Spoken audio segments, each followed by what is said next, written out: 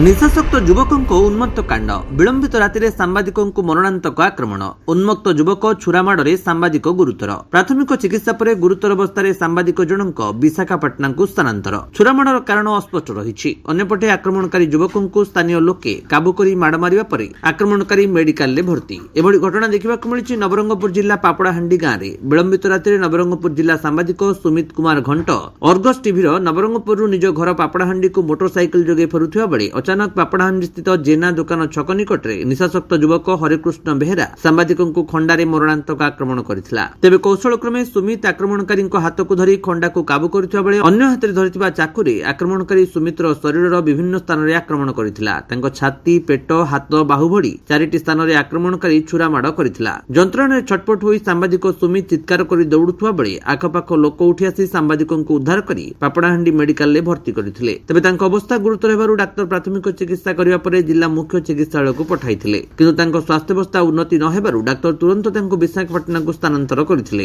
अन्यपटे निशाशक्त युवक हरेकृष्ण बेहेरा को स्थानीय लोके काबू करबाकू चेष्टा करथिले मध्य से खंडा और चाकू देखाई लोकों को आक्रमण करबाकू चेष्टा करथिला। फଳରେ लोके उत्त्यक्त होई माड़ मारिथिले। आक्रमणकारी हरेकृष्ण आहत होइथिबा बेले तांको भाई आहत आक्रमणकारी को उद्धार करी मेडिकल में भर्ती करिसंती। सूचनायोग्य जे आक्रमणकारी युवक हरेकृष्ण बेहेरा गतकालिठारु हातरे खंडा और चाकू धरी लोकों को भयभीत करबा सह स्थानीय अंचल में कुकुआ भय सृष्टि कराइथिला। जाहाकू नै आज सांबादिक सुमित कुमार घंट पापड़ाहांडी पुलिस को खबर दैथिबाकू नै युवक जनक सांबादिक सुमित को ऊपर उत्क्षिप्त होइथिला। अन्यपटे सांबादिक सुमित पापड़ाहांडी पुलिस को निशाशक्त युवकर उन्मत्त कांड विषय अभियोग पर मध्य पुलिस निष्क्रियता जोगु तांको पर एभली आक्रमण होइथिबा सांबादिक सुमित कुमार घंट अभियोग आनिछंती। नवरंगपुर गगन गंतायत को रिपोर्ट विश्व विजयी न्यूज ओडिशा।